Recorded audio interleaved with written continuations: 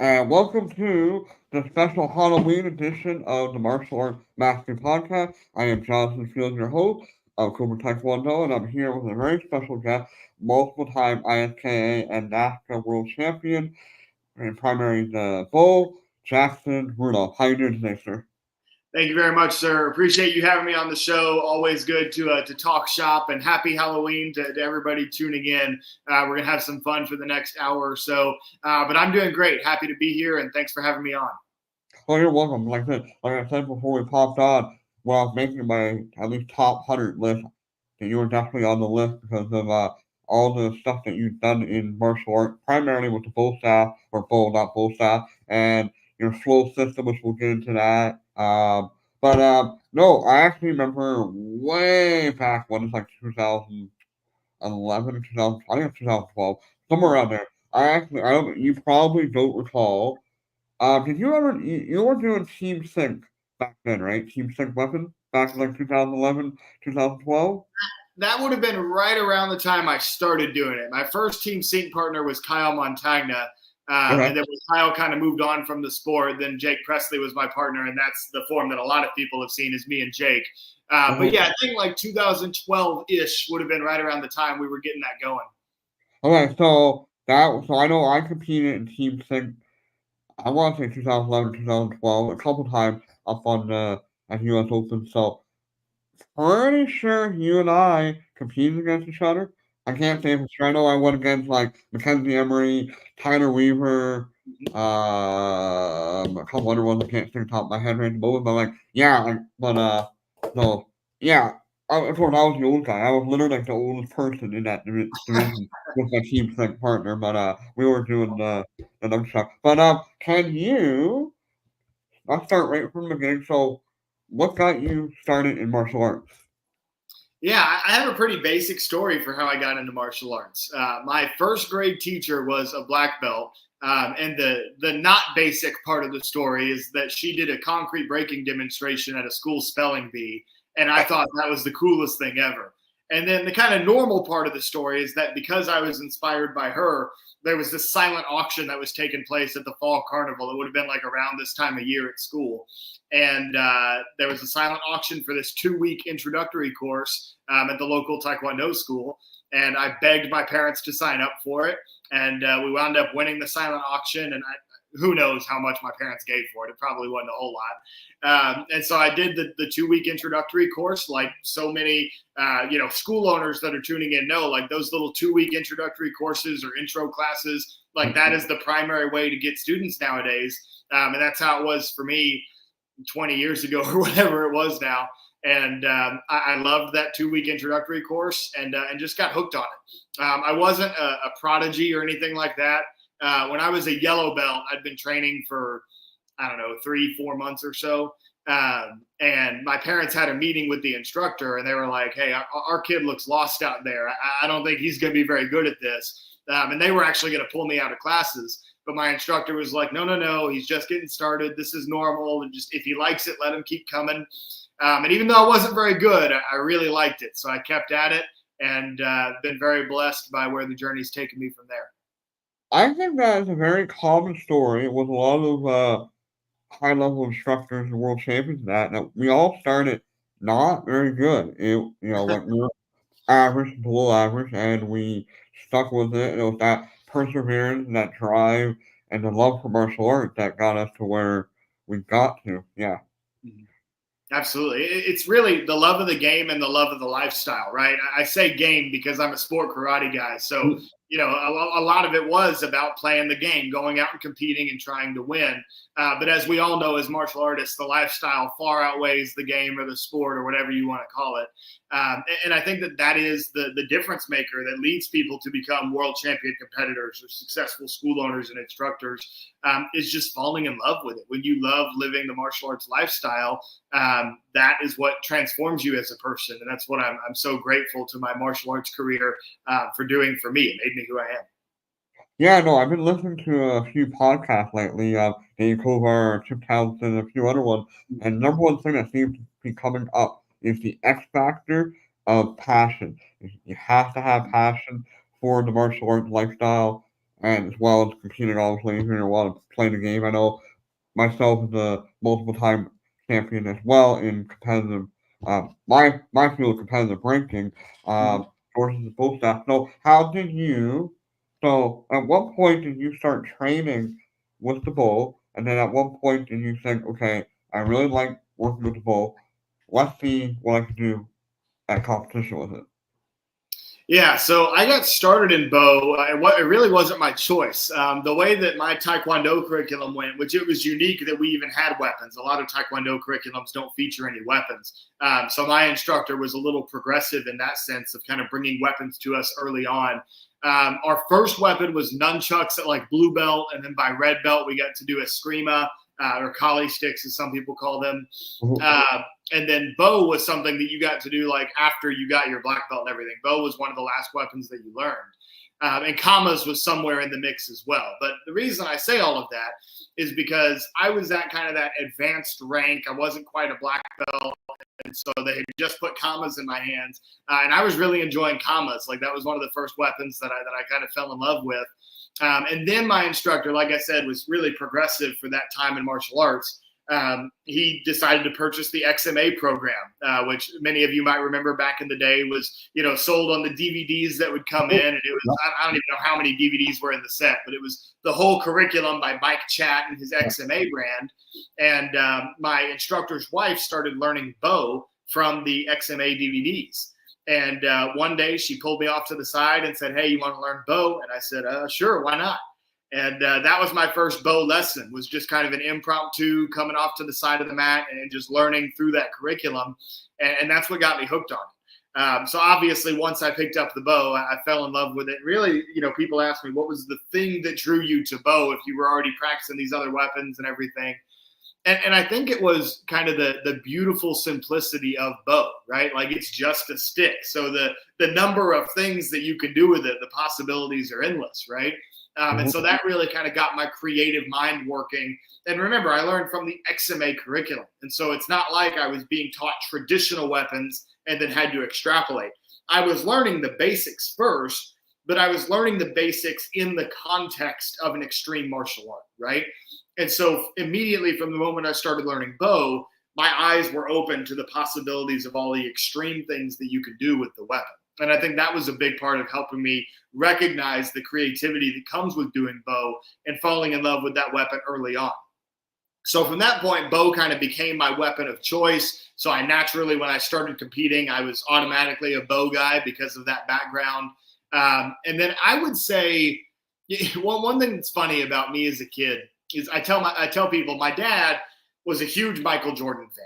And he played basketball in high school and was a point guard for his high school basketball team. And so, like, my dad learned a competitive philosophy from watching Michael Jordan, that you should always, assume that you're the best, right? And if you think that you're the best, then you train to that standard, right?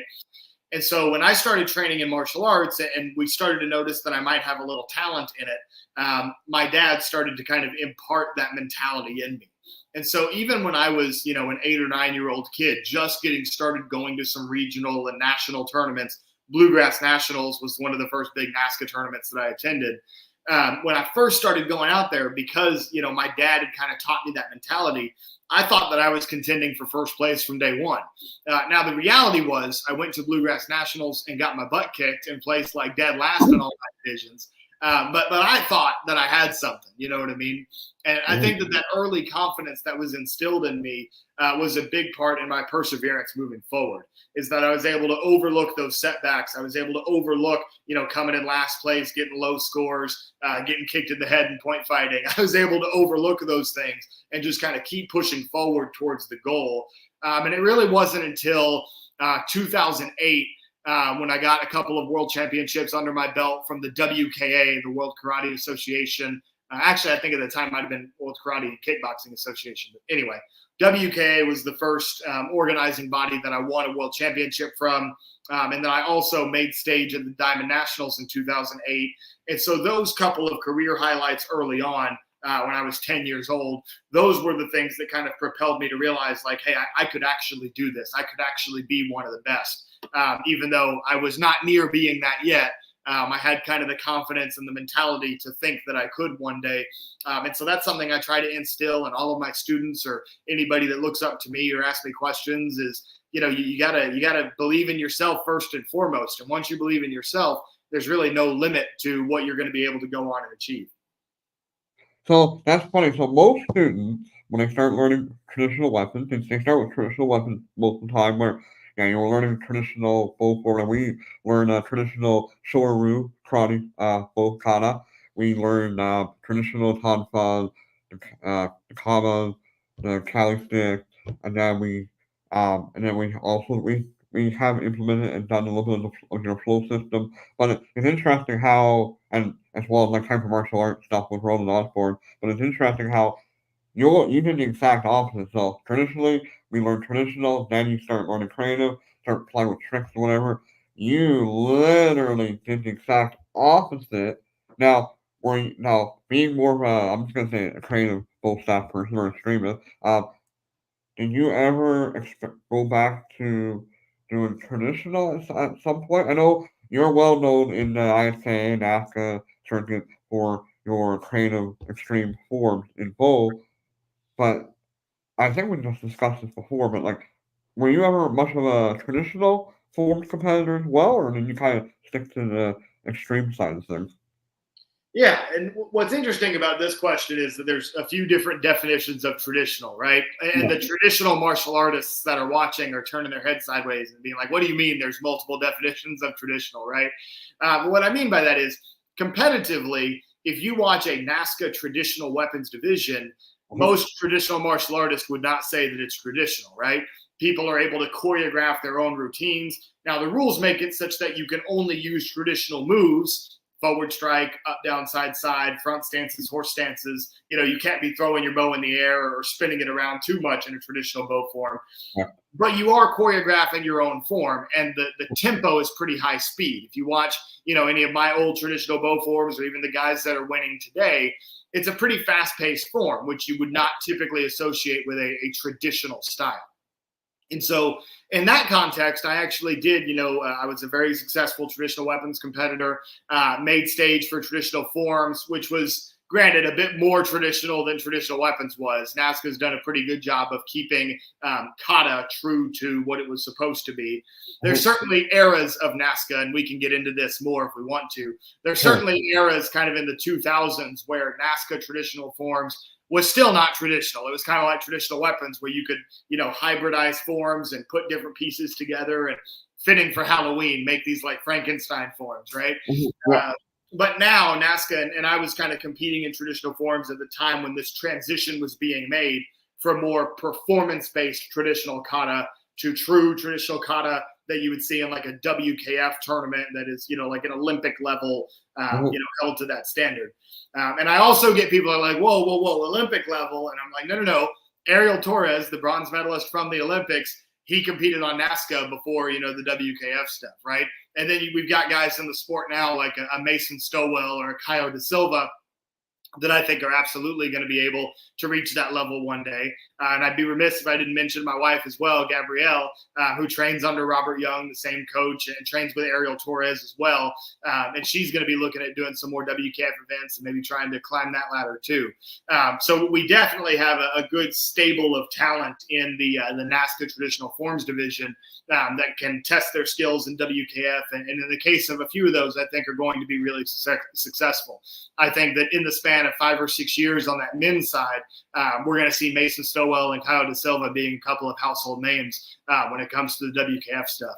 And maybe I'm biased because I'm a NASKA guy, so I want to see our NASKA guys do well. Mhm. But anyway, I'm going off on a tangent about what traditional means. To answer your question more directly, yes, I competed in a lot of traditional, but that still wouldn't really be what people call traditional. And so I would say one of the things that I'm most fond of my time working with Century Martial Arts is I've had a relationship with them that goes on for over a decade at this point. But through that, I got to work with MA Drills. When Century owned Black Belt Magazine, I got to do a lot of that work. And that exposed me to a ton of content from guys like Fumio Demura, who have a lot of traditional Kobudo teaching. And so I would start looking at those resources to learn more about like traditional Japanese bow. So I'm somebody that always had a great appreciation for the basics, but the basics that I was learning were always in an extreme context. And so it was great to kind of go back and learn some of those true traditional principles from somebody who's a legend like Fumio Demura. And I think that really kind of helps me round out my bow education, if you will.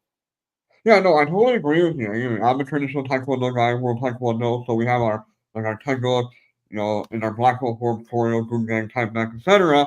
But no, I actually explained this to somebody last year when I was hosting my tournament. So when somebody says traditional, it does not necessarily mean it has to be a traditional form from a system. It has to have traditional martial art moves. So if you're doing and I know now if you're doing like a Korean division, it has to be a Korean form from World Right. Taekwondo or international, or if it's a Japanese form, it has to be from a specific system.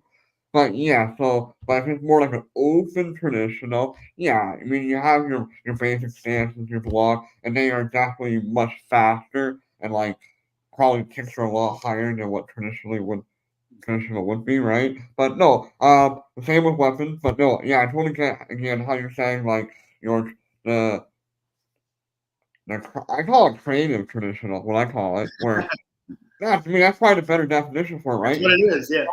Traditional, but you yourself created it. The tempo's faster.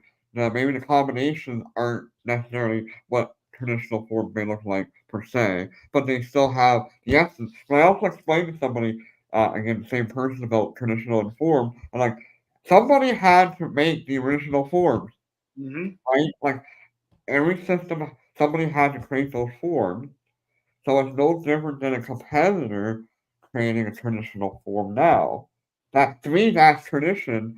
Tradition isn't necessarily remembering all the forms, but it's keeping within the tradition of the culture of the martial art and the essence of the style that it came from. To me, that's more important when you talk about tradition, unless you're specifically testing for a belt or you're in a division where it's okay, this is a Korean division, this is a World Taekwondo division, this is an International Taekwondo division, this is a Chinese division. You have to do whatever your style is, and that people have to be able to recognize it, right? And most of the time, when you're in those traditional divisions, you say the name of that traditional form so people know what it is, versus creative traditional, you just ask the judge's permission to do your bull form or your kata or whatever it may be.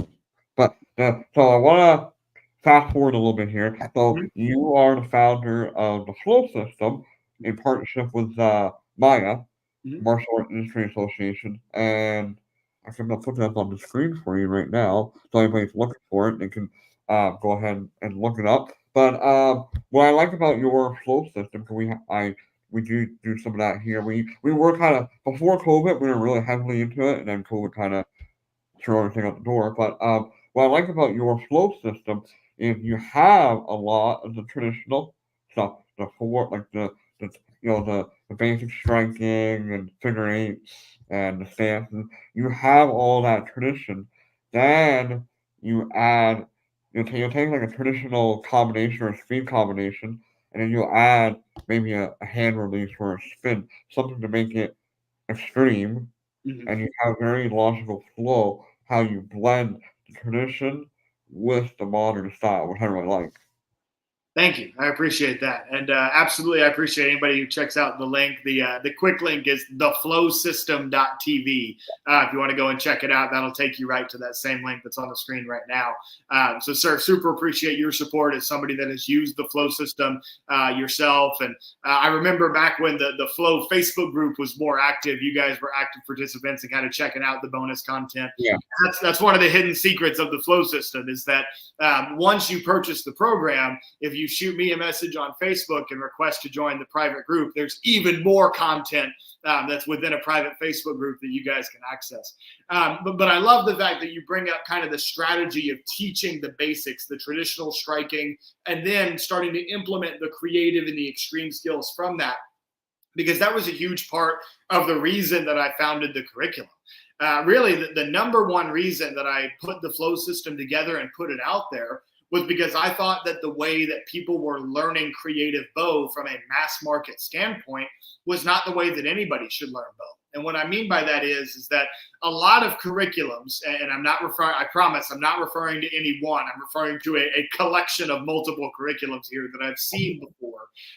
They teach bow as if you're extrapolating from empty hand skills. And what I mean by that is that if your empty hand form is chop, punch, chop, punch, chop, punch, well, the next thing you know, the bow form is like side strike, over the head strike to the front. And they're basically taking the exact same format for the way that you learn empty hand forms and applying it to weapons. And the same is true for kamas and chucks and whatever other weapon you learn from some of these programs.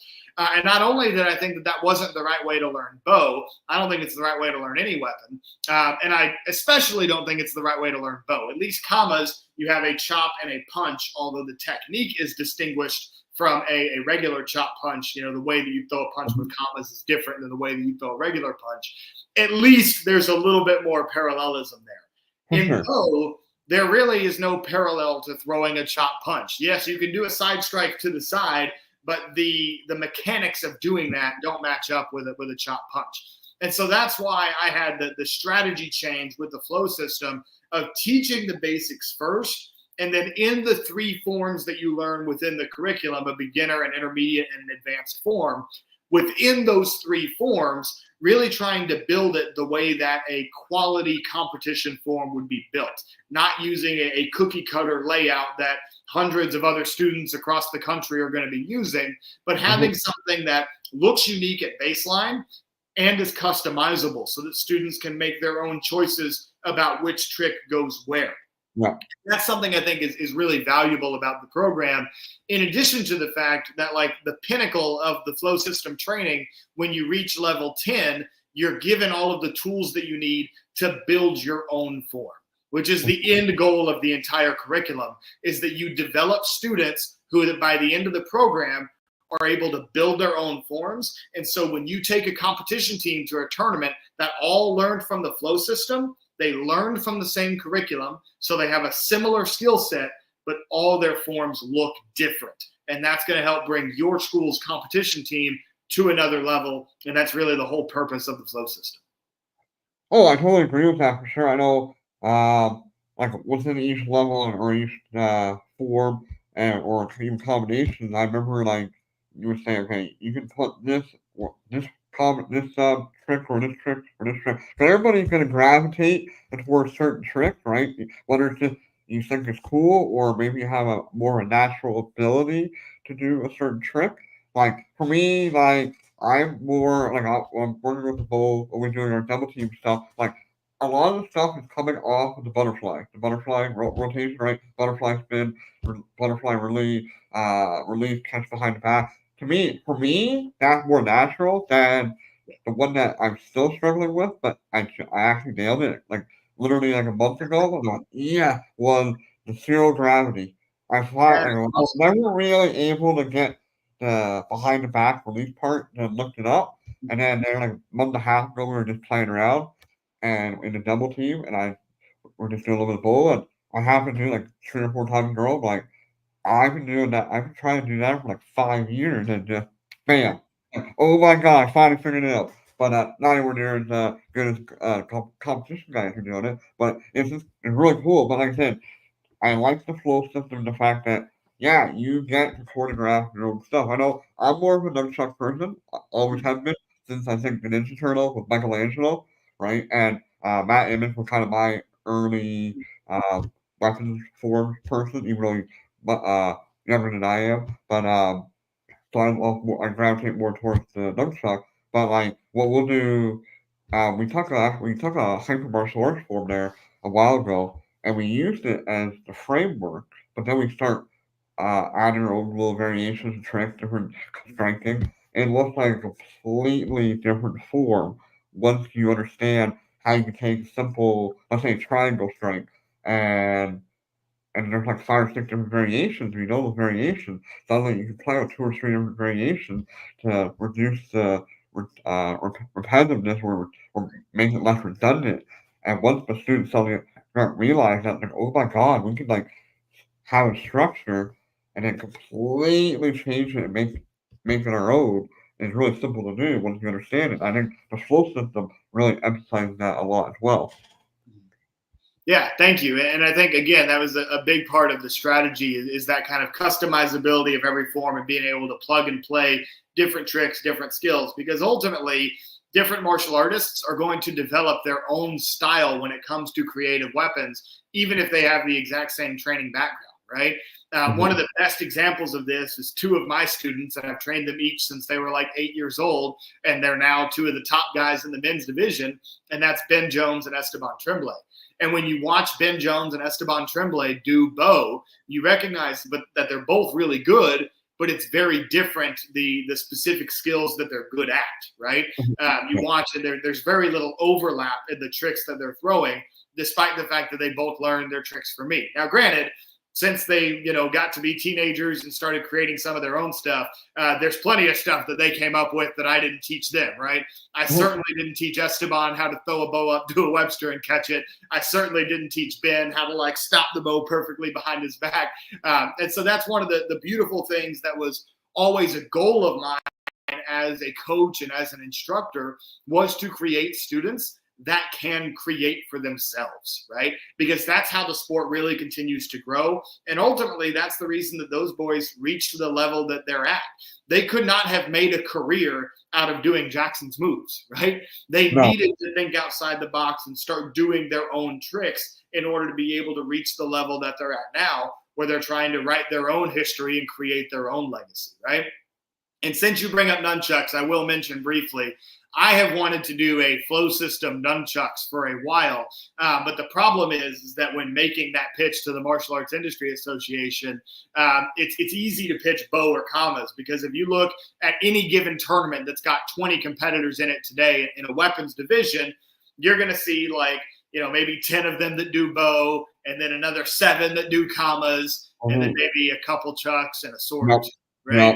And so it's a little bit hard to pitch, because there's not as many people who are competitive with chucks or are competitive with sword. And so if you really want to see those curriculums come out, because I think if you build it, they will come. If you want to see those come out, go and support the flow system for bow and kamas. And if we're really showing Maya, how much growth we can have with bow and kamas, then that gives us a little bit more leverage to try to bring some of those other weapons for you guys. I did compete with nunchucks. I had a couple successful, tournaments with nunchucks. I've team sync. I got second place, and I think I can't remember if it was 2011 or 2012. I think it was 2012. I got second place, or 2011. I can never remember now. On the stage where if I was 0.05 off from being on the ISKA Night Champion stage. I'm like, right? But then the next year when I went to the tournament, I got blown away. Literally from 1 year to the other, the game changed so much.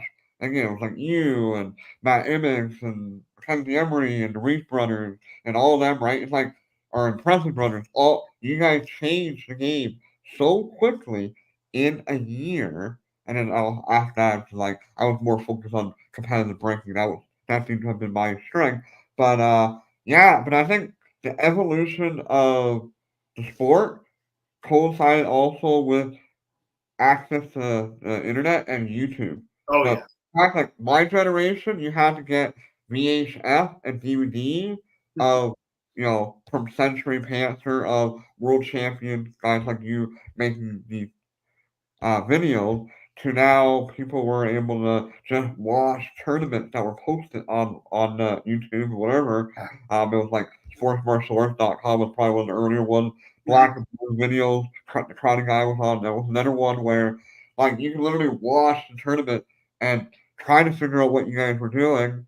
And then only once people were watching, okay, no, now I'm gonna try to do that. Now I'm gonna try to beat that. And the sport really skyrocketed. And then now again with guys like you making the flow system, I know you and Sammy Smith have a curriculum on, I can't remember where it's from now. Something Karate University through there's that. Roland Osborne with his hyper martial arts stuff, where it's all online versus Mike Chat DVDs. I remember seeing that in the black belt magazines and stuff like that. But yeah, the evolution because of the internet, the game has changed and it's like rapidly changing like year per year. Like one thing I will say though, especially earlier on, you can definitely tell the competitors that were like more influenced Matt Emmett. So if you watch me, you go, yep, that's more of Matt Emmett. Like Sammy Smith is more Matt Emmett. Versus you can definitely tell the people that were more influenced by Jack and Rudolph both staff versus let's say Lauren Kearney or whatever. You can definitely see even if they master level and surpass your level. That's the goal of any instructor to have our students surpass us. And you can still see those little hints of that guy definitely got inspired by Jackson Rudolph, or that guy got inspired by Matt Emmett, or that girl got inspired by Mackenzie Embry, thanks to YouTube. Wouldn't you say? Absolutely. And I think that that's how the sport continues to grow. You know, I could take that back and say that if you watch some of my forms, there's some obvious inspiration from Lauren Carney and Casey Marks and Mike Bernardo. And then when it comes to the tricks, I drew inspiration from Ross Levine and Corey Lutkus and Nate Andrade. So absolutely, that's something that every generation should be looking back at the film from the previous generation and trying to learn from it, right? And then, of course, a lot of people know I learned a lot from Lauren Carney. I learned a lot from Nate Andrade. You know, I worked with these people directly, not just doing the film study. You know, I'll never forget, Nate Andrade was never officially one of my coaches, but he was instrumental to my success as a bow tricker because I remember the first year that I was going to be on stage at US Open, I found out that Friday night before, of course, the finals was going to be on Saturday. And I saw Nate working on the fantail, and he, you know, the fantail's the palm spin done behind the back, and he would raise it up and continue the spin going over his head.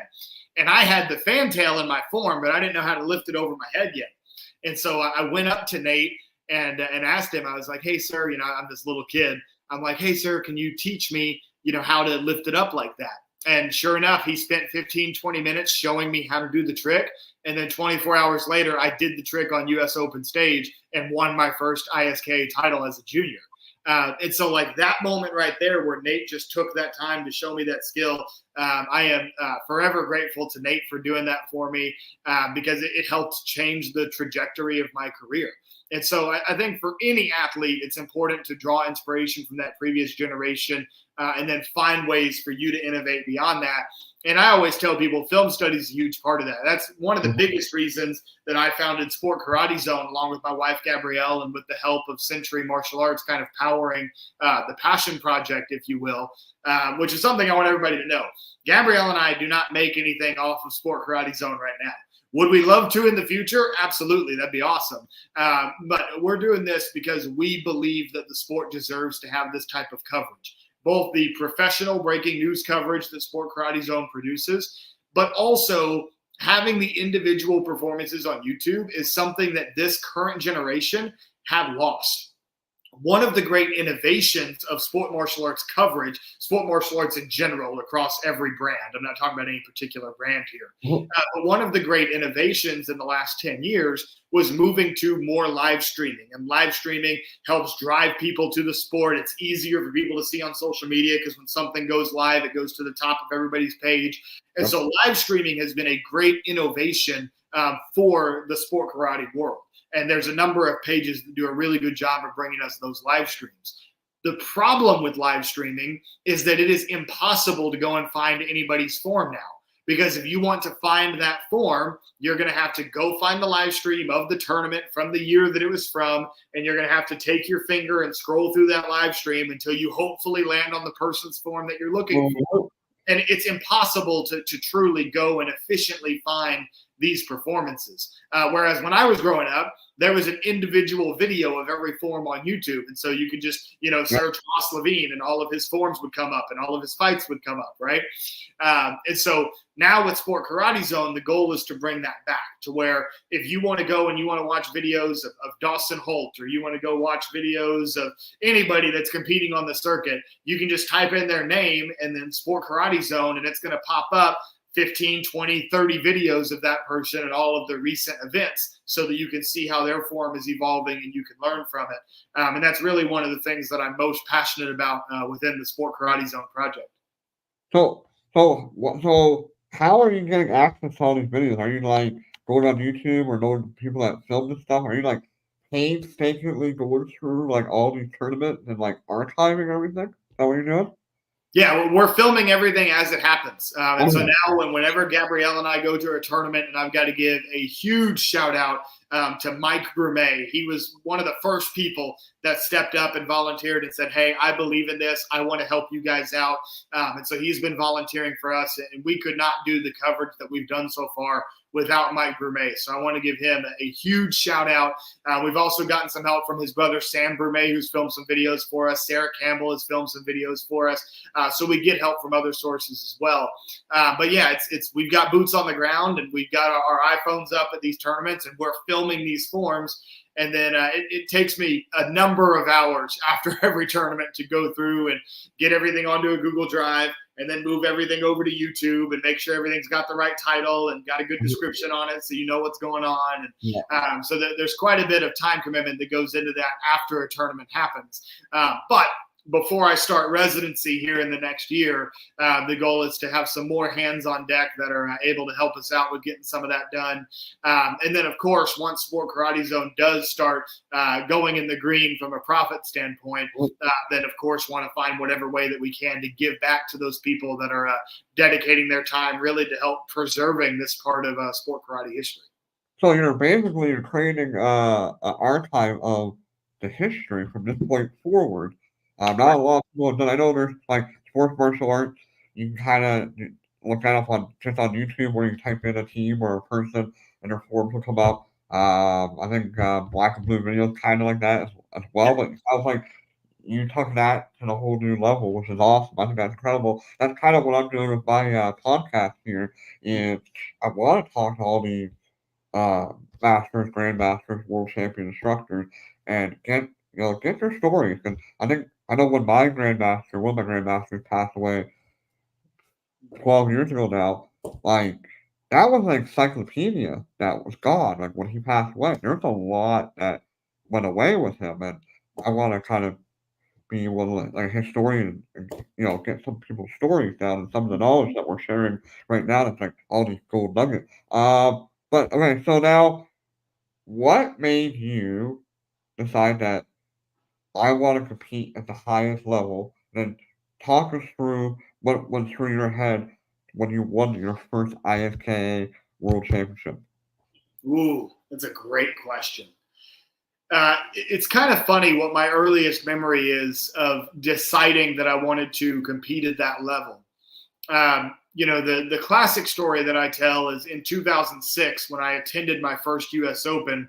I sat at the back of the audience in the night show with my mom and dad, and was seeing all these Paul Mitchell athletes on stage and winning these ISKA titles. And I looked at my dad and said, one day I'm going to be on that stage, I'm going to be on that team, and I'm going to win.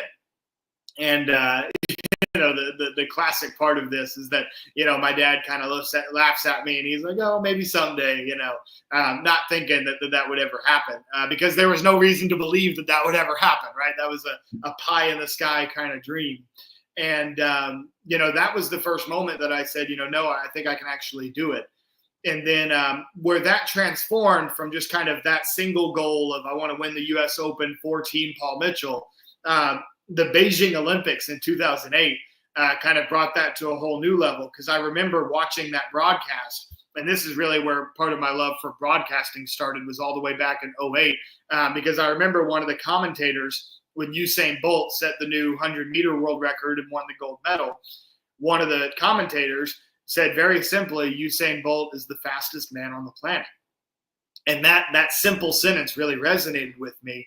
I'm like, man, that must be crazy. Imagine being the best on the planet at something. Like, out of all the billions of people that live here, you are the best at that thing, right? And that just hit home really strongly for me. And so 2008 is really where kind of that's one single goal of win the U.S. Open and be on Paul Mitchell.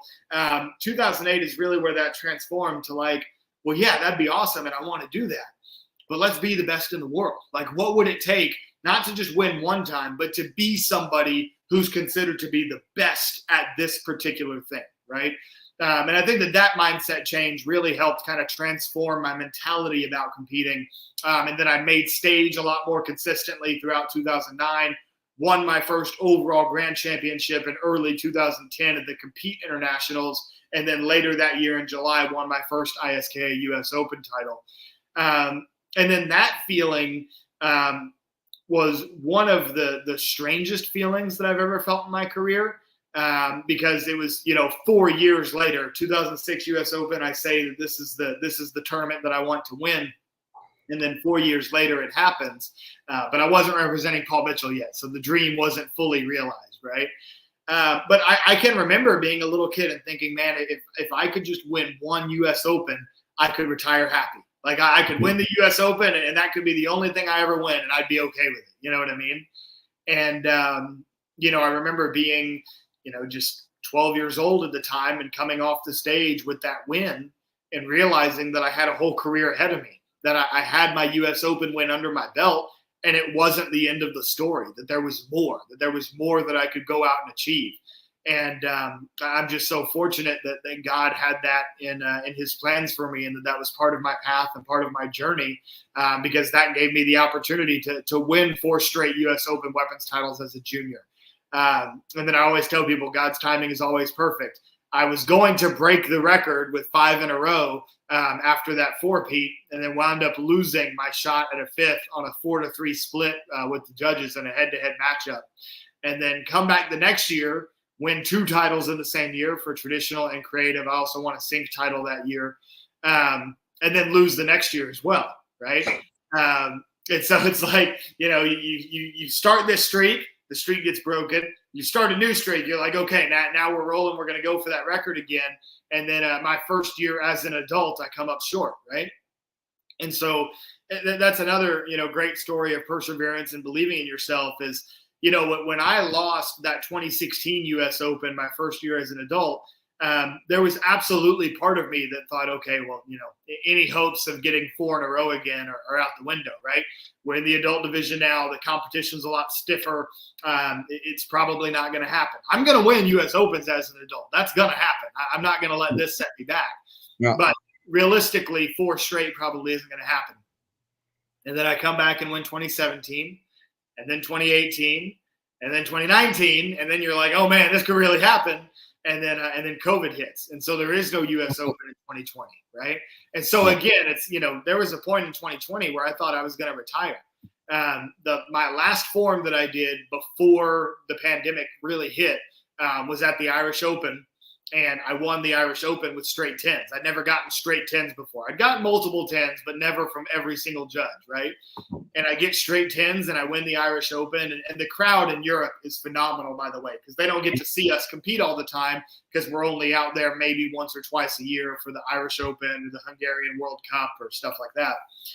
And so the European crowd is always phenomenal. And there was this awesome memory of getting straight 10s. And then it felt kind of like the end of a golf tournament, where somebody's standing on the 18th green and they're getting this big applause. And you just kind of take a moment and turn and wave to each member of the crowd. And that's what I did. I mean, it was this very warm embrace by the crowd in Ireland and just really took a moment to take it all in. Little did I know that would be the last form that I did before the pandemic. And given the fact that that was my last performance at the time and the pandemic continued to go on and on and on into 2021, there was a big part of me that thought this is the end of the road. I can be happy with that being my last performance. Mm-hmm. And then sure enough, 2021 US Open rolled around, the last tournament before literally within a week, I was going to be going off to my Army training and getting ready to start medical school for the Army. So US Open was the last tournament before that training started for me. And ultimately, a few months before the event, I said, full send, let's do it. Let's go for 4 in a row. And was able to win my last US Open in 2021 and call it a career at that point. And, it's just been a beautiful journey full of blessings. And I know that's a very long-winded answer for, your question about winning that first US Open, but really I can't properly describe that feeling of winning the first US Open without talking about the story that set forth and what winning that last US Open felt like, because they were the bookends of my career. No, I actually, it's funny. So, because you and I are both Taekwondo guys, Mhm. my story for winning the ISKA world title is literally 1 year past yours. So you're saying 2006, you're sitting in the back of the room watching these guys. 2010, you win. My story, my first U.S. Opens was 2007. I competed on the Friday in the USBA WBA ranking, and then Saturday was the ISKA world ranking. And I remember sitting in the crowd watching it, going, "That's what I want to do." Mhm. Sure enough, next year, 2008, I'm competing in the ISKA. In 2011, I won the ISKA world title for breaking. Literally That's 4 years. crazy. So you were like 2006 to 2010, that 4 year period. I was 2007 to 2011. So literally almost the same, very parallel story as far as when it Wow. comes to getting to that level. It's kind of cool. But you and I got along really well when we first met each other in person. When I picked you up at the airport, we were like instant that type of one.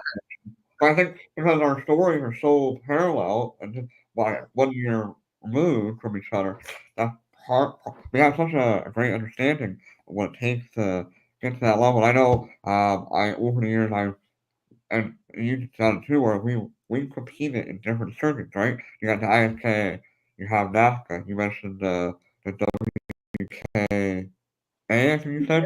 Um, so you're a world champion in at least three different organizations. In your opinion, so obviously each circuit kind of has their own.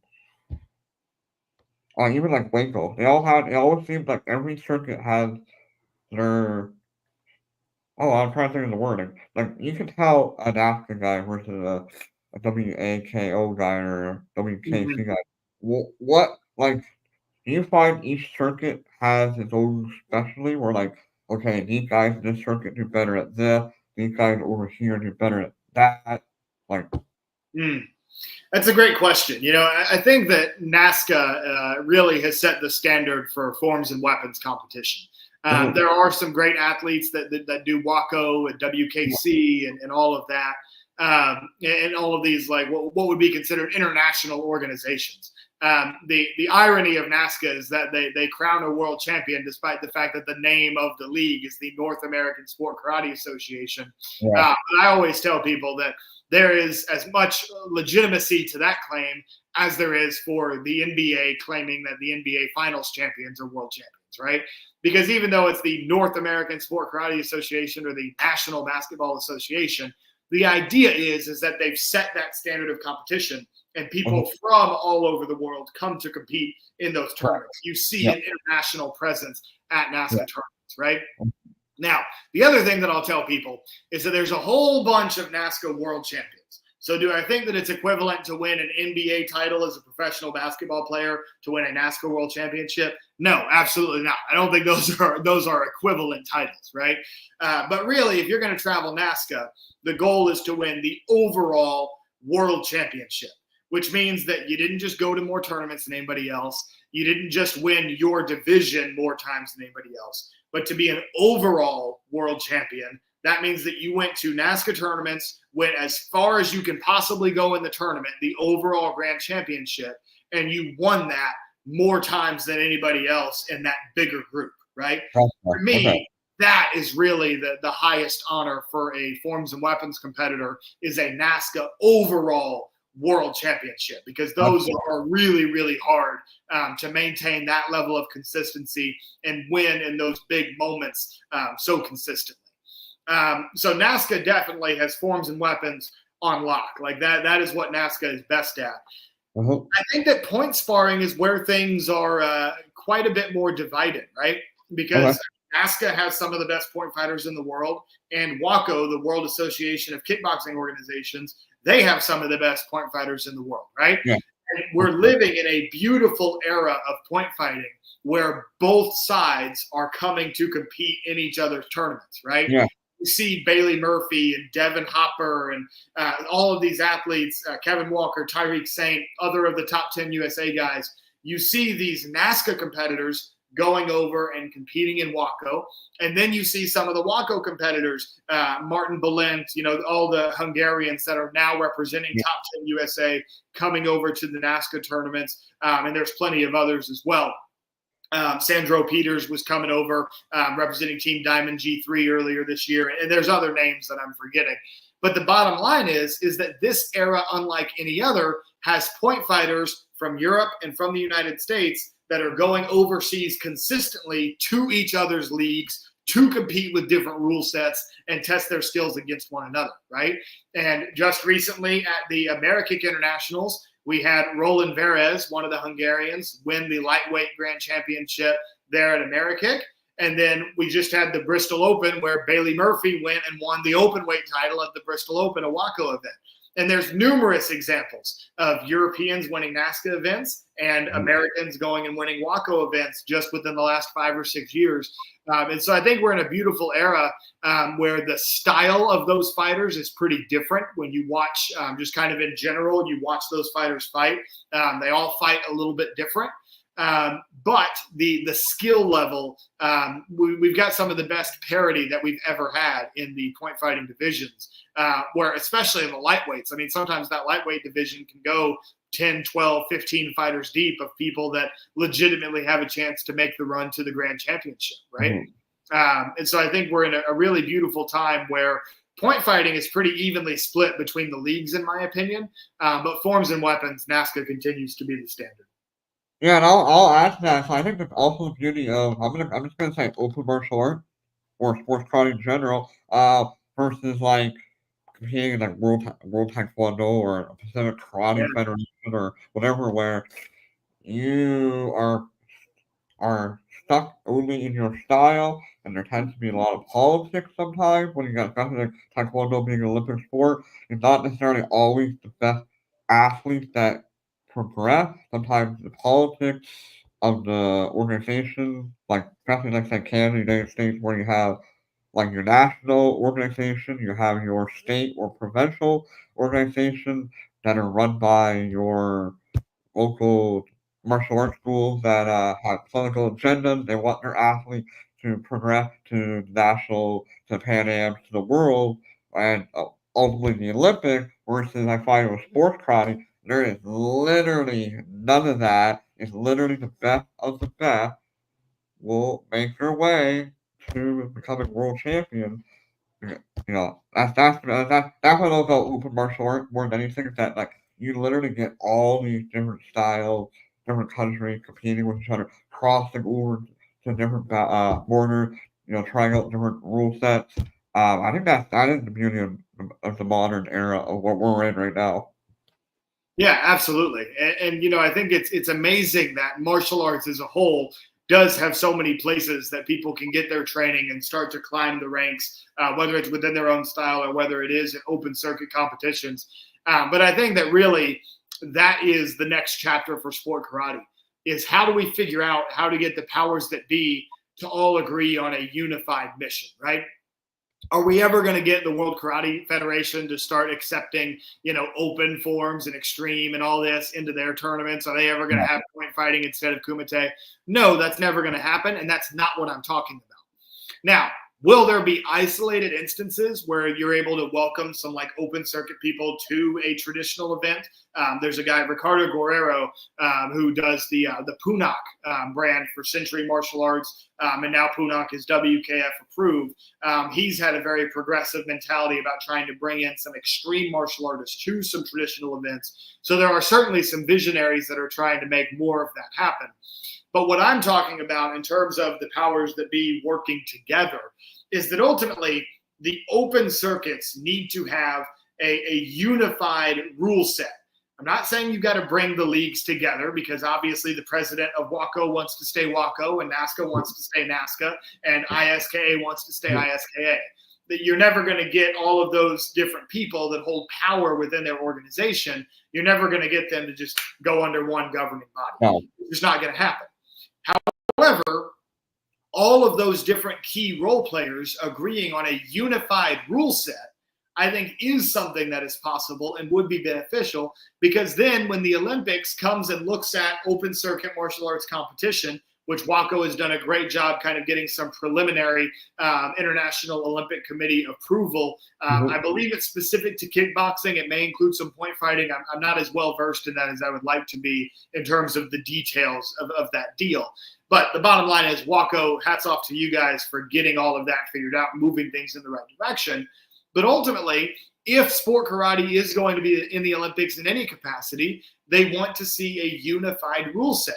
They want to see a sport that it's like, no, everybody that does this sport agrees in this set of rules. In basketball, everybody agrees that if you're behind the line, it's a three-pointer, and if your foot's on the line, it's a two-pointer, right? That is a universal rule, no matter if you watch the NBA or you watch Olympic basketball or you watch some random league in some random country. That is part of the understanding of how basketball works, right? Ultimately, sport karate has to get to that. The fact that we have two major organizations where the same sidekick to the body, one of these organizations says it's worth 1 point and the other organization says it's worth 2 points, that's part of what gets in our way of trying to make the sport seem unified to an outside governing body that could put our sport on a larger platform like the Olympics. I also think the X Games would be a good direction for sport karate to try to do. Everybody always talks about the Olympics, but when it comes to extreme forms and weapons, really that stuff is better suited for the X Games, but that's neither here nor there, right? But what I'm saying is there's other platforms that just want to see more organization on our part. And that doesn't mean all these leagues have to come together. It just means they need to work together a bit better. Well, it's no different than the way boxing is. You have different boxing federations that have same rule sets. And then if you look at MMA, like UFC, Fight FC, or ONE FC, and a couple other MMA organizations, they have that unified MMA rule. They have those unified weight categories. Now, not every organization uses every single weight division out there because there's so many of them. But no, it is literally the same rule. I got one last question for you, and then I'll be respectful of your time. But again, me being a competitive breaker and competing at the highest level there, and you have so much knowledge in all the other aspects of sports karate. And you've seen the crowd, like when you look at point fighting or the Night Champions watching four-player, they have a very large, very passionate crowd. But then when you watch like the ISKA breaking on Saturday during the day and not at the nighttime, we used to have a really big crowd, and now it's very little. And you mentioned this before when we talked like 5 years ago that it's like the room feels empty, even though we're competing at the world level. What do you think that breaking needs to do to get that same type of crowd that maybe the rest of sports karate kind of has? Yeah, I think the biggest obstacle for breaking, particularly at the U.S. Open, is logistics, right? I mean, breaking, it takes a lot of time to set up. And so in terms of actually making it a for television production, you kind of need it to happen during the daytime when everybody in the arena is focused on doing different things. And so because of the timing in which breaking needs to happen, it just so happens that all of your spectators at the U.S. Open are with their kids competing in the other room or getting ready for their own divisions or what have you. And so I think that the biggest obstacle for breaking getting larger crowds is the simple fact that it's a logistics nightmare where in order to film breaking for television purposes, it has to happen on a certain timeline. And that timeline just so happens to line up with when everybody else has other stuff going on, right? I know this year at the U.S. Open, they actually, for the first time, they were actually streaming the ISKA breaking live on, I don't know which website it was, or I think ESPN or something. They had that streaming, and yeah, logistics is horrible. Like I've been the Ontario director for the USBA WBA. I'm currently the Canadian director for the Cobourg Breaking Federation. I compete in the ISK as well. So I've, had my hand in three different breaking organizations, and all three of them, it literally is a logistics nightmare as far as how long it takes to get stuff rolling. Now, what we have learned is you can preset a lot of your stuff, like mainly the wood division, because wood's relatively light. You can pre-stack, so you can kind of run those divisions a little bit faster. But when you're looking at what I specialize right now is creative breaking, where you might have 8 or 9 different breaks that you have to set up in a routine and go through them. you're looking at a good 15 minutes per competitor versus sparring at 2 competitors going at one time. Most competitors are there for like a minute, and that's like bam, bam, bam, right? So that is the only real caveat to breaking is the logistic nightmares for sure. So I don't know. Maybe we'll never be able to fix that. Who knows?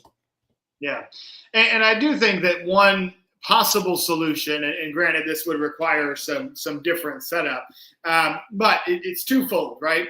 Number one, I think that you could go ahead and you've got to run your breaking eliminations during the daytime, and that probably is going to have a limited crowd, but still have run everything down to a top 2 and have those top 2 athletes go head to head on another run for the world championship. The same way that in forms and weapons, you have to go through multiple rounds and the division gets smaller and smaller and more elite as you go. Have that type of a format for breaking so that you can feature a couple of breaking performances in the Night of Champions, right? So I think that is one option. And US Open historically does a good job of getting some representation of breaking, whether it be a world record or what have you, into the actual Night of Champions. The other idea that I had really quickly, a 2-stage format would work really well for breaking. If you had 2 stages running side by side and your judges could move back and forth between, right? And so what that allows you to do is that you have a competitor that is doing their creative breaking demonstration on stage A. The judges are watching. Meanwhile, the next competitor is on stage B getting everything set up. So all that setup is being complete while other competition is happening. Then your judges shift their attention to stage B, watch that. Meanwhile, stage A is having cleanup and the setup of the next athlete, right? Yeah. And so that 2-stage or 2-ring, I guess you have to have 2 stages. Yeah, we kind of already in creative ranking. Like if it's like power ranking, everybody sets up at once and it's bam, bam, bam. But creative, what we'll do is we'll set up 2 competitors. Competitor A breaks, competitor B breaks. They both clean up. Next 2 competitors come up. They both set up.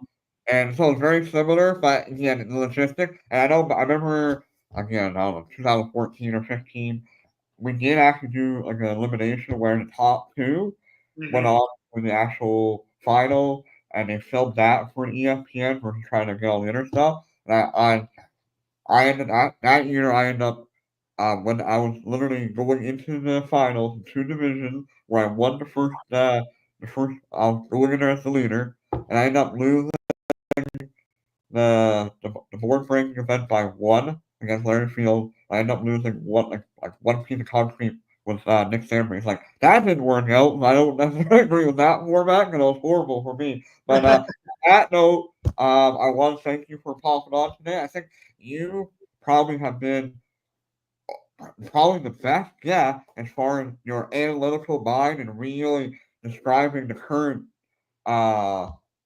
stage or the current era of sports crowding. I think you articulate it better than anybody else.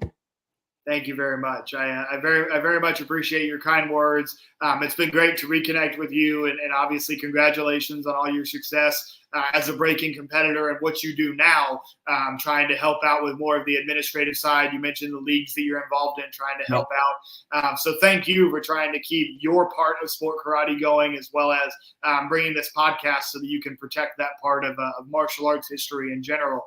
So thank you very much for your time having me on the show. It's been a pleasure. If anybody has any follow-up questions based on this conversation, feel free to drop them down in the comments below, or I'm always open to getting some DMs. Yeah, and thank you for the kind words as well. That's what I love about martial arts. At the highest level, we are, no matter what style, no matter what league, if we're competing against each other, we are always there for each other. So, again, thank you very much, sir. Absolutely. You guys have a good one. Thank you. Bye.